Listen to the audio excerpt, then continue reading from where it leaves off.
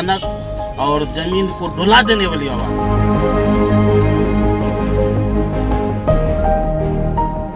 पूर्णिया जिले के आलमनगर गांव में 10 अप्रैल की रात जो हुआ वो एक हादसा था या किसी की लापरवाही का नतीजा, ये अब तक साफ नहीं हो पाया है।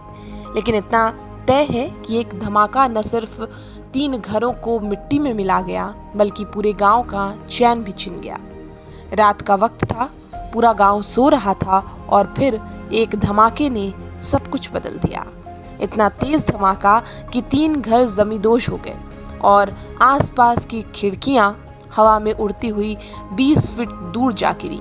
गांव के लोग अब भी सहमे हुए हैं। घायल व्यक्ति सिंटू शाह गांव में एक छोटा गोदाम चलाते थे जहां बिस्किट स्टॉक किया जाता था।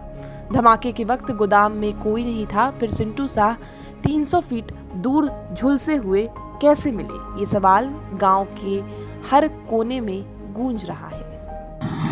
हम तो घर में थे सोए हुए, हमको कोई पता नहीं था और मेरा भाई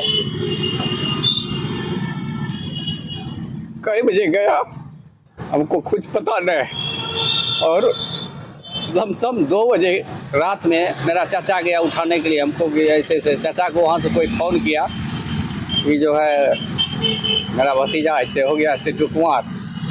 तो तब तक में हम गाड़ी जो घुमा रहे थे बाइक करने के लिए, बाइक जो कर रहे थे 4 व्हीलर, तो जो है मेरा तब तक में वहाँ से टेम्पू से देखते हैं मेरा भाई को सिंटू कुमार को टेम्पू से लाया और लाने के बाद जो है अब कैसे हुआ क्या हुआ, पेशेंट का क्या स्थिति था जब आपको रात में मिला? पेशेंट का बहुत बुरा हाल है। पुलिस शुरुआती तौर पर इसे गैस सिलेंडर विस्फोट मान रही थी, लेकिन ना कोई गैस मिला ना कोई जली हुई गंध। ग्रामीणों की माने तो ये विस्फोट पत्थर तोड़ने में इस्तेमाल होने वाले अवैध विस्फोटक से हुआ हो सकता है। रात में 1:45 में गोदाम जो जिसमें बिस्किट और कुरकुरे रखता था वो जो है अचानक जो है ब्लास्ट किया और आग लग गया।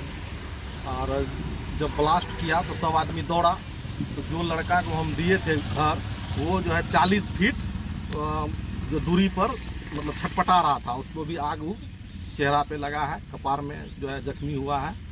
उसका घर है 2 किलोमीटर यहाँ से गणेशपुर और रात में 1-1:30 बजे यहाँ आके ये घटना को अंजाम दिया है। क्या लग रहा है ये जो आवाज़ था ये गैस सिलेंडर गैस सिलेंडर नहीं उसमें रखा जाता था, उसमें बिस्किट कुरकुरे रखता था। वो जानबूझकर साजिश के तहत वो ग्रेनाइट बम का उपयोग किया है बिल्डिंग को उड़ाने के लिए। तो उससे उसको फायदा क्या? वो अपना इंश्योरेंस क्लेम लेने के लिए ऐसा किया है। यहाँ पे क्या कंपनी चल रहा था? हाँ, वो मतलब होलसेलर एजेंसी लिया हुआ था। धमाके की आवाज तो अब थम चुकी है, लेकिन सवालों का शोर अब भी गांव के हर दरवाजे पर दस्तक दे रहा है। सवाल कि गोदाम में आखिर था क्या, और सबसे बड़ा सवाल कि क्या इस धमाके को टाला जा सकता था। फिलहाल एक आदमी जिंदगी और मौत के बीच झूल रहा है। 3 परिवार बेघर हो चुके हैं। गांव अब भी उस रात को याद कर कांप जाता है। अब ये जरूरी है कि जांच सिर्फ औपचारिकता बनकर न रह जाए, बल्कि सच्चाई निकाली जाए और जिम्मेदारों को जवाबदेह बनाया जाए। TV9 के लिए मोहित पंडित की रिपोर्ट।